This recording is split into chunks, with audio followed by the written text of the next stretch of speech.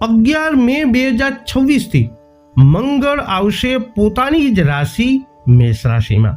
મંગળ ગોચરનો તમારી રાશિ પર આગામી સમયમાં કેવો થશે પ્રભાવ, આ વિડીયોમાં ચર્ચા કરીશું તુલા, વૃશ્ચિક તથા ધન રાશિના જાતકોની। તો નમસ્કાર મિત્રો, અંબા એસ્ટ્રોલોજી ગુજરાતી ચેનલમાં આપ બધાનું ખૂબ ખૂબ હાર્દિક સ્વાગત છે। મિત્રો, નિયમિત જ્યોતિષીય માર્ગદર્શનને લગતા વિડીયો જોવા માટે તમે અમારી ચેનલ અત્યારે સબસ્ક્રાઇબ કરો, આ વિડીયોને લાઇક અને શેર કરવાનું ભૂલશો નહીં। મિત્રો, જ્યોતિષને લગતા પ્રશ્નોના સમાધાન માટે તમે અમારો સંપર્ક અવશ્યથી કરી શકો છો। વૈદિક જ્યોતિષ શાસ્ત્રમાં ગ્રહોના રાશિ પરિવર્તનનું ખૂબ જ મહત્વ છે। દેશ અને દુનિયાની સાથે સાથે વ્યક્તિના જીવન ઉપર પણ તેની અસર સ્પષ્ટપણે દેખાય છે। તમામ ગ્રહોમાં મંગળને ગ્રહોના સેનાપતિ માનવામાં આવે છે। તે ક્રોધ, યુદ્ધ, અસ્ત્ર શસ્ત્ર, સાહસ, વીરતા અને શૌર્યના કારક પણ માનવામાં આવે છે। તમને જણાવી દઈએ કે જ્યોતિષ શાસ્ત્ર અનુસાર મંગળ એ 11 મે 2026ના રોજ બપોરે 12:50 પોતાની જ રાશિ સ્વરાશિ મેષ રાશિમાં ગોચર કરવા જઈ રહ્યા છે। મંગળના આ ગોચરને કારણે અનેક રાશિઓના ભાગ્યનો તારો ચમકવા જઈ રહ્યો છે। તો આવો જાણીએ મંગળનું આ રાશિ પરિવર્તન તમારા જીવનના કયા ક્ષેત્રોને કરશે પ્રભાવિત। આ વિડીયોમાં અંત સુધી જોડાયેલા રહેજો। સર્વપ્રથમ ચર્ચા કરીશું જેમના નામના અક્ષરો હોય છે ર અને ત, તુલા રાશિના જાતકોની।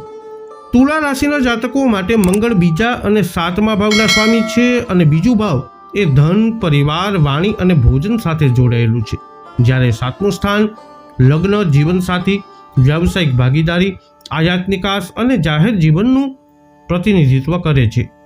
આ બંને ભાવોને અશુભ માનવામાં આવે છે, તેથી મંગળનો તેમના પર પ્રભાવ કેટલાક પડકારો લાવે છે।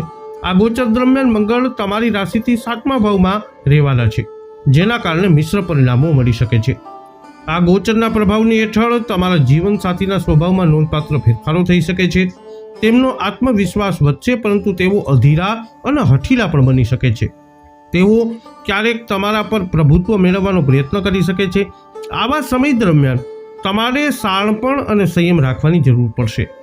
સકારાત્મક વાત એ છે કે તેમના જીવનસાથીનું સ્વાસ્થ્ય સુધરશે અને જો તેઓ કોઈ લાંબી સમસ્યાથી પીડાતા હોય તો તેમાં સુધારો થશે। તેઓ બધું જાતે કરવાનો પ્રયત્ન કરશે અને તમારી ખુશી સુનિશ્ચિત કરવા માટે ઝડપી નિર્ણયો પણ લેશે। આ ગોચર નોકરી કરતા લોકો માટે સકારાત્મક સંકેતો આપે છે। કાર્યસ્થળ પર પ્રમોશન શક્ય બનશે અને આ પદ તમને એક નવી ઓળખ આપી શકે છે। સખત મહેનત અને સમર્પણ તમને ખૂબ ઊંચાઈઓ પર લઈ જઈ શકે છે। વ્યાવસાયિકો માટે મંગળનું આ ગોચર નાણાકીય લાભ અને વ્યાવસાયિક વિસ્તરણ તરફ દોરી શકે છે। વ્યવસાયમાં વૃદ્ધિ થશે અને નવી તકો ઉભરી આવશે, પરંતુ વ્યાવસાયિક ભાગીદારો સાથે મતભેદ પણ થઈ શકે છે, તેથી ભાગીદારી સંબંધિત બાબતોમાં સાવધાની રાખવી જરૂરી છે। સ્વાસ્થ્યની દ્રષ્ટિએ આ સમય થોડો સંવેદનશીલ હોઈ શકે છે। મંગળના પ્રભાવથી શરીરમાં પિત્ત તત્વ વધી શકે છે, જેના કારણે અપચો, એસિડિટી, માથાનો દુખાવો, તાવ અથવા હાઈ બ્લડ પ્રેશર જેવી સમસ્યાઓ થઈ શકે છે। તમારા આહાર અને દિનચર્યા ઉપર ખાસ ધ્યાન આપવું જરૂરી છે। આ સમય દરમિયાન તમે તમારા જીવનસાથી પર પૈસા ખર્ચ કરશો અને તેમની ઈચ્છાઓ પૂર્ણ કરવાનો પ્રયત્ન પણ કરશો। આ ગોચર તમને આત્મનિરીક્ષણ તરફ દોરી જશે, જ્યાં તમે તમારા નિર્ણયો અને તમારા જીવનની દિશા પર ગંભીરતાથી વિચાર કરશો। હવે વાત કરીશું જેમના નામના અક્ષરો હોય છે ન અને ય, વૃશ્ચિક રાશિની। વૃશ્ચિક રાશિના લોકો માટે મંગળનું દરેક ગોચર ખૂબ જ મહત્વપૂર્ણ હોય છે, કારણ કે મંગળ તમારી રાશિના સ્વામી છે। તે તમારી કુંડળીના પ્રથમ સ્થાન અને 6ઠા ભાવ બંને ભાવો ઉપર શાસન કરે છે। 6ઠા ભાવનો સંઘર્ષ, સ્પર્ધા, શત્રુઓ અને પડકારોનું સ્થાન માનવામાં આવે છે। આ ગોચર દરમિયાન મંગળ તમારી રાશિથી 6ઠા ભાવમાં સ્થિત થશે અને 6ઠા ભાવમાં મંગળનું ગોચર સામાન્ય રીતે શુભ માનવામાં આવે છે। વધુમાં મંગળ પોતાની રાશિમાં હોવાથી તેની સકારાત્મક અસરો વધશે। આ ગોચરના પ્રભાવથી તમારી નોકરી અને કારકિર્દીમાં પ્રગતિની પ્રચંડ તકો ઊભી થશે। તમે જે પણ કાર્ય કરશો તેમાં સફળતા મળશે, તમારી મહેનત રંગ લાવશે અને તમે તમારા વિરોધીઓ પર સંપૂર્ણ રીતે પ્રભુત્વ મેળવશો। તેઓ તમારી સામે ટકી શકશે નહીં, જેનાથી તમારી પ્રતિષ્ઠા અને ખ્યાતિ વધશે। ખર્ચા નિયંત્રિત થશે અને તમારી નાણાકીય સ્થિતિ પહેલા કરતાં વધુ મજબૂત બનશે। તમે આત્મવિશ્વાસ સાથે જીવનમાં આગળ વધશો। સ્પર્ધાત્મક પરીક્ષાઓની તૈયારી કરતા વિદ્યાર્થીઓ માટે આ સમયગાળો ખૂબ જ શુભ સાબિત થઈ શકે છે। સ્પર્ધાઓમાં સફળતા મળવાની શક્યતા ખૂબ જ છે અને પરીક્ષાના પરિણામો અનુકૂળ રહેશે। રાજકારણ, કાયદો, વહીવટ અથવા સરકારી ક્ષેત્રમાં સંકળાયેલા લોકોને પણ આ ગોચરનો નોંધપાત્ર લાભ મળશે. સરકારી લાભો, પદો અથવા સન્માન પણ શક્ય છે. તમારી સખત મહેનત અને ખંત દ્વારા તમે તમારા ભાગ્યને નવી દિશામાં દોરી જશો. જો કે આ ગોચરના નકારાત્મક દ્રષ્ટિએ જોઈએ તો સ્વાસ્થ્ય સાથે સંબંધિત હોઈ શકે છે. થાક, ઈજા અથવા જૂની સમસ્યાઓ ફરી શરૂ થવાનું જોખમ રહેલું છે.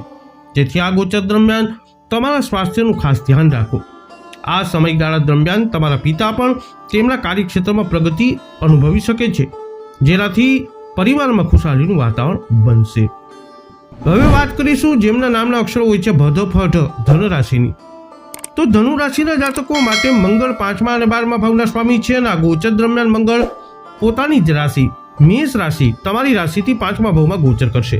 5મું સ્થાન બુદ્ધિ, પ્રેમ, બાળકો, શિક્ષણ અને સર્જનાત્મકતા સાથે જોડાયેલું છે. 5મા ભાવમાં મંગળનું ગોચર સામાન્ય રીતે ખૂબ અનુકૂળ માનવામાં આવતું નથી. તેથી આ સમયગાળા દરમિયાન તમને મિશ્ર પરિણામોનો અનુભવ થઈ શકે છે. આ ગોચરનો સકારાત્મક દ્રષ્ટિ એ છે કે તમારી સર્જનાત્મકતા અને કલાત્મક ક્ષમતાઓ ચમકશે. તમે તમારી પ્રતિભા અને સર્જનાત્મકતાને, કુશળતાને આવકના સ્ત્રોતમાં ફેરવી શકો છો. આનાથી તમારી આવક વધશે અને તમારી નાણાકીય સ્થિતિ મજબૂત થશે. તમારી સામાજિક સ્થિતિમાં પણ સુધારો થશે. જો કે તમારા અંગત જીવનમાં, ખાસ કરીને પ્રેમ સંબંધોમાં કેટલીક મુશ્કેલીઓ ઊભી થઈ શકે છે. પ્રેમમાં તમારા જીવનસાથી ચીડિયા અને ગુસ્સે ભરાયેલા થઈ શકે છે. તેઓ પોતાની વાત સ્વીકારવા માટે દબાણ લાવી શકે છે અને સંબંધને આગળ વધારવા ઉતાવળ કરી શકે છે, જે તમને અસ્વસ્થતા અનુભવાવી શકે છે. આવી સ્થિતિમાં ધીરજ રાખવી અને વાતચીત જાળવી રાખવી મહત્વપૂર્ણ છે. આ ગોચર પરિણીત યુગલો માટે સકારાત્મક રહેશે. તમારા જીવનસાથીના કારકિર્દીની સારી તકો મળશે અને તેમની પ્રગતિ તમને સંતોષ આપશે.